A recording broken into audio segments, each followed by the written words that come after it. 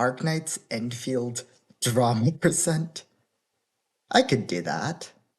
Arknights Endfield drama percent speedrun. 3, 2, 1, go. Oh, 3, 2, 1, go. The dodge was always a non-issue. I think the real issue was whether or not combat is strategic in the game, which I believe it is. Blueprints are a bit iffy for me because on one hand, it could be a complete non-issue, but on the other hand, it's possible that it's a sign that the hyperglyph is trying to step back a bit from the factory aspects of Enfield. I could go more in depth about my concerns, but all that would get me is a bunch of people going, oh, slippery slope, fuck you, you elitist, so I'm not even gonna bother. Also, it's a speedrun, so I gotta go fast. The next four categories I consider to be under the monetization umbrella category. And for monetization, this is one of the things that we do not know, right? We don't know how many gacha pulls we get for being a free-to-play, how many gacha pulls we get for being a low spender, how often new characters are released, how much power creep there is, how involved grinding for materials is, how much players need to obtain specific characters, how much specific characters need to use specific weapons, how much specific characters need to be paired with specific teammates to work, and all of these factors change how I view the game's monetization. So fast. Character designs. Personally, I'm not a big fan of most of the Enfield character designs, but I also know that, the designs don't necessarily need to appeal to myself personally. But personally, if I'm talking about myself, I would like to see a less blatant sexualization, especially for the female characters, unless those female characters' sexuality is a significant part of their story, then, then it's fine. And I'd also like to see like about a 5 to 10 year age increase across the board, but, again, that's just me. Crossover characters, I mean, let's be honest, they're fan service, and personally, I do not like fan service at all, ever. But now that they're in the game, there are two routes they can go down. The first route would be to lampshade their existence, not talk about it at all, and then all of us in our minds are going to be like, oh yeah, they're just fan service characters, just ignore their existence. And the other way they could go about this is by making it a significant part of the story. And I do not think there's any middle road between those two, especially because now, I mean, at this point, there are 5 reconveners. Back when it was only Angelina, if they wanted to make it a side story, sure, whatever. But now that it's Angelina, Aurora, Surtur, Helliger, and who's the last one? Eyjafjalla. I mean, that's just way too many. It needs to be a significant part of the main story if they want to really talk about it at all.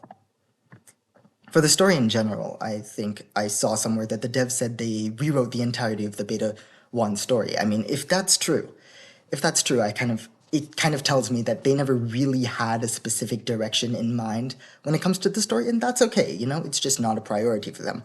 I think at this point, it's pretty obvious that the beginning story is going to be bad. It's not going to be up to the standard of the highest quality Arknights writing, and that's okay, it's not a priority, and also it's a new environment, it's a new medium, they have to learn how to tell a story effectively. I think the best way to judge the story will be like 6 months into the game's release, then we'll be able to see. As for the game's identity as a whole, basically everything we know about what the devs want the game to be comes from marketing material. And you have to understand that when it comes to marketing material, the devs will say not necessarily what's 100% factually true and accurate, but what generates the most excitement for the game.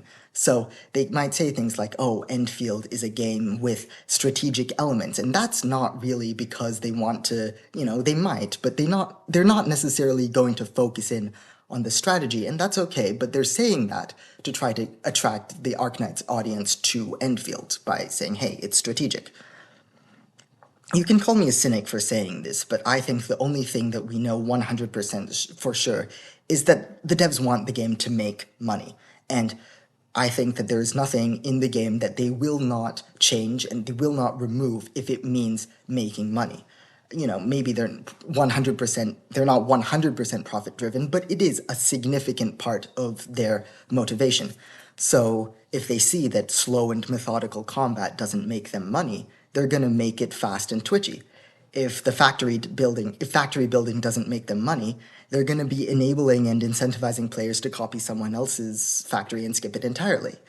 If making a serious, grounded, and believable story doesn't make them money, they're gonna add more Arknights crossover characters and make a comedically shy girl with absurdly amplified breast physics. I mean, that's just how it is. And it's okay to not like these changes, but I wouldn't presume to know what the developers want from the game. If they make a change that I personally disagree with, obviously I'm going to disagree, but I'm not going to say, oh, it's compromising the game's identity, because for all I know, it might be more in line with their identity of having a money-making machine. Who knows? All right, look at that. 5 minutes, 16.61 seconds. Take that, Glitter. I'm just way better. Oh, and by the way, if you're one of the 500 people who know me from my main channel, please do rest assured that I am working on a second main channel video, but it's gonna be a while.